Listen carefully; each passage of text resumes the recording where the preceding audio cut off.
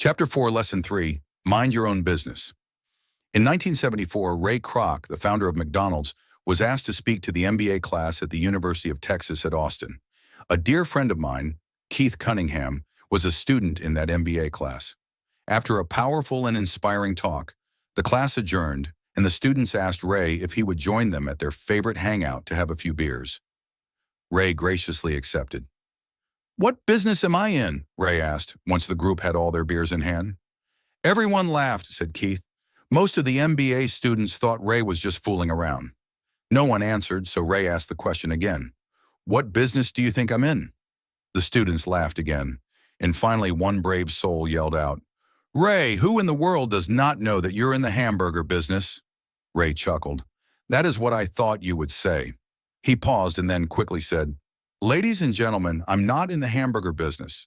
My business is real estate." Keith said that Ray spent a good amount of time explaining his viewpoint. In their business plan, Ray knew that the primary business focus was to sell hamburger franchises. But what he never lost sight of was the location of each franchise. He knew that the real estate and its location was the most significant factor in the success of each franchise. Basically, the person that bought the franchise was also buying the land under the franchise for Ray Kroc's organization. McDonald's today is the largest single owner of real estate in the world, owning even more than the Catholic Church. Today, McDonald's owns some of the most valuable intersections and street corners in America, as well as in other parts of the world. Keith said it was one of the most important lessons in his life. Today, Keith owns car washes, but his business is the real estate under those car washes. The previous chapter ended with the diagrams illustrating that most people work for everyone else but themselves. They work first for the owners of the company, then for the government through taxes, and finally for the bank that owns their mortgage. As a young boy, we did not have a McDonald's nearby. Yet my rich dad was responsible for teaching Mike and me the same lesson that Ray Kroc talked about at the University of Texas. It is secret number 3 of the rich. The secret is, mind your own business. Financial struggle is often directly the result of people working all their life for someone else. Many people will have nothing at the end of their working days. Again, a picture is worth 1,000 words. Here is a diagram of the income statement and balance sheet that best describes Ray Kroc's advice. Most people, your profession, your income, the rich your assets, your income. Our current educational system focuses on preparing today's youth to get good jobs by developing scholastic skills. Their lives will revolve around their wages, or as described earlier, their income column. And after developing scholastic skills, they go on to higher levels of schooling to enhance their professional abilities. They study to become engineers, scientists, cooks, police officers, artists, writers, and so on. These professional skills allow them to enter the workforce and work for money. There is a big difference between your profession and your business. Often I ask people, "What is your business?" And they will say, "Oh, I'm a banker." Then I ask them if they own the bank, and they usually respond, "No, I work there." In that instance, they have confused their profession with their business. Their profession may be a banker, but they still need their own business. Ray Kroc was clear on the difference between his profession and his business. His profession was always the same. Me was a salesman. At one time, he sold mixers for milkshakes, and soon thereafter, he was selling hamburger franchises. But while his profession was selling hamburger franchises, his business was the accumulation of income-producing real estate. A problem with school is that you often become what you study. So if you study, say, cooking, you become a chef. If you study the law, you become an attorney, and a study of auto mechanics makes you a mechanic. The mistake in becoming what you study is that too many people forget to mind their own business. They spend their lives minding someone else's business and making that person rich. To become financially secure, a person needs to mind their own business. Your business revolves around your asset column as opposed to your income column. As stated earlier, the number.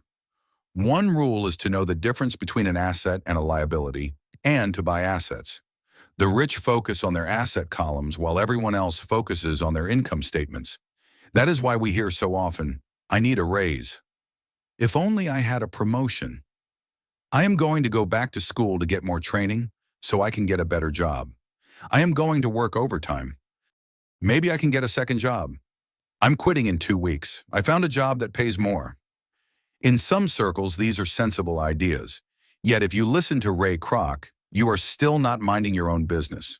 These ideas all still focus on the income column and will only help a person become more financially secure if the additional money is used to purchase income-generating assets.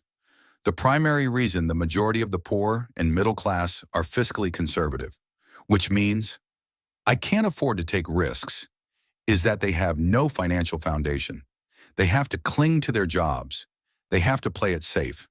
When downsizing became the in thing low-do, millions of workers found out their largest so-called asset, their home, was eating them alive. JU. Their asset, called a house, still cost them money every month. Their car, another asset, was eating them alive. The golf clubs in the garage that cost $1,000 were not worth $51,000 anymore. Without job security, they had nothing to fall back on. What they thought were assets could not help them survive in a time of financial crisis. One assumes most of us have filled out a credit application for a banker to buy a house or to buy a car. It is always interesting to look at the net worth section. It is interesting because of what accepted banking and accounting practices allow a person to count as assets. One day, to get a loan, my financial position did not look too good. So I added my new golf clubs, my art collection, books, stereo, television, Armani suits, wristwatches, shoes, and other personal effects to boost the number in the asset column. But I was turned down for the loan because I had too much investment real estate. The loan committee did not like that one made so much money off of apartment houses. They wanted to know why I did not have a normal job with a salary. They did not question the Armani suits, golf clubs, or art collection. Life is sometimes tough when you do not fit the standard profile. I cringe every time I hear someone say to me that their net worth is $1 million or $100,000 or whatever. One of the main reasons net worth is not accurate is simply because the moment you begin selling your assets, you are taxed for any gains. So many people have put themselves in deep financial trouble when they run short of income. To raise cash, they sell their assets. First, their personal assets can generally be sold for only a fraction of the value that is listed in their personal balance sheet. Or if there is a gain on the sale of the assets, they are taxed on the gain. So again, the government takes its share of the gain, thus reducing the amount available to help them out of debt. That is why I say someone's net worth is often worth less than they think. Start minding your own business. Keep your daytime job, but start buying real assets, not liabilities or personal effects that have no real value once you get them home. A new car loses nearly 25% of the price you pay for it the moment you drive it off the lot. It is not a true asset even if your banker lets you list it as one. My $400 new titanium driver was worth $150 the moment I teed off. For adults, keep your expenses low, reduce your liabilities, and diligently build a base of solid assets.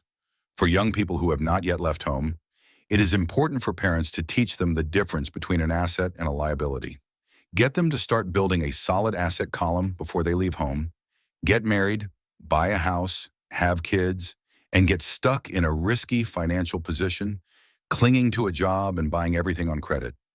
I see so many young couples who get married and trap themselves into a lifestyle that will not let them get out of debt for most of their working years. For most people, just as the last child leaves home, the parents realize they have not adequately prepared for retirement and they begin to scramble to put some money away. Then their own parents become ill and they find themselves with new responsibilities. So what kind of assets am I suggesting that you or your children acquire? In my world, real assets fall into several different categories. 1. Businesses that do not require my presence. I own them, but they are managed or run by other people. If I have to work there, it's not a business. It becomes my job. 2. Stocks. 3. Bonds. 5. Mutual funds. 5. Income-generating real estate. 6. Notes, LOUs. 7. Royalties from intellectual property such as music, scripts, patents. 8. And anything else that has value, produces income or appreciates, and has a ready market. As a young boy, my educated dad encouraged me to find a safe job. My rich dad, on the other hand, encouraged me to begin acquiring assets that I loved. If you don't love it, you won't take care of it. I collect real estate simply because I love buildings and land. I love shopping for them. One could look at them all day long. When problems arise, the problems are not so bad that it changes my love for real estate. For people who hate real estate, they shouldn't buy it. I love stocks of small companies, especially startups. The reason is that I am an entrepreneur, not a corporate person. In my early years, I worked in large organizations such as Standard Oil of California, the U.S. Marine Corps, and Xerox Corporation. I enjoyed my time with those organizations and have fond memories, but I know deep down I am not a company man. I like starting companies, not running them. So my stock buys are usually of small companies, and sometimes I even start the company and take it public. Fortunes are made in new stock issues, and I love the game. Many people are afraid of small cap companies and call them risky, and they are. But risk is always diminished if you love what the investment is, understand it, and know the game. With small companies, my investment strategy is to be out of the stock in a year. My real estate strategy, on the other hand, is to start small and keep trading the properties up for bigger properties, and therefore delaying paying taxes on the gain. This allows the value to increase dramatically. I generally hold real estate less than 7 years. For years, even while I was with the Marine Corps and Xerox, I did what my rich dad recommended. I kept my daytime job, but I still minded my own business. I was active in my asset column. I traded real estate and small stocks. Rich Dad always stressed the importance of financial literacy. The better I was at understanding the accounting and cash management, the better I would be at analyzing investments and eventually starting and building my own company. I would not encourage anyone to start a company unless they really want to. Knowing what I know about running a company, I would not wish that task on anyone. There are times when people cannot find employment, where starting a company is a solution for them. The odds are against success. 9 out of 10 companies fail in 5 years. Of those that survive the first 5 years, 9 out of every 10 of those eventually fail as well. So only if you really have the desire to own your own company do I recommend it. Otherwise, keep your daytime job and mind your own business. When I say mind your own business, one mean to build and keep your asset column strong. Once a dollar goes into it, never let it come out. Think of it this way. Once a dollar goes into your asset column, it becomes your employee. The best thing about money is that it works 24 hours a day and can work for generations. Keep your daytime job, be a great hard-working employee, but keep building that asset column. As your cash flow grows, you can buy some luxuries. An important distinction is that rich people buy luxuries last, while the poor and middle class tend to buy luxuries first. The poor and the middle class often buy luxury items, such as big houses, diamonds, furs, jewelry, or boats because they want to look rich. They look rich, but in reality, they just get deeper in debt on credit. The old money people, the long-term rich, built their asset column first. Then the income generated from the asset column bought their luxuries. The poor and middle class buy luxuries with their own sweat, blood, and children's inheritance. A true luxury is a reward for investing in and developing a real asset. For example, when my wife and I had extra money coming from our apartment houses, she went out and bought her Mercedes. It did not take any extra work or risk on her part because the apartment house bought the car. She did, however, have to wait for it for 4 years while the real estate investment portfolio grew and finally began throwing off enough extra cash flow to pay for the car. But the luxury, the Mercedes, was a true reward because she had proved she knew how to grow her asset column. That car now means a lot more to her than simply another pretty car. It means she used her financial intelligence to afford it. What most people do is they impulsively go out and buy a new car or some other luxury on credit. They may feel bored and just want a new toy. Buying a luxury on credit often causes a person to sooner or later actually resent that luxury because the debt on the luxury becomes a financial burden. After you've taken the time and invested in and built your own business, you are now ready to add the magic touch, the biggest secret of the rich. The secret that puts the rich way ahead of the pack. The reward at the end of the road for diligently taking the time to mind your own business.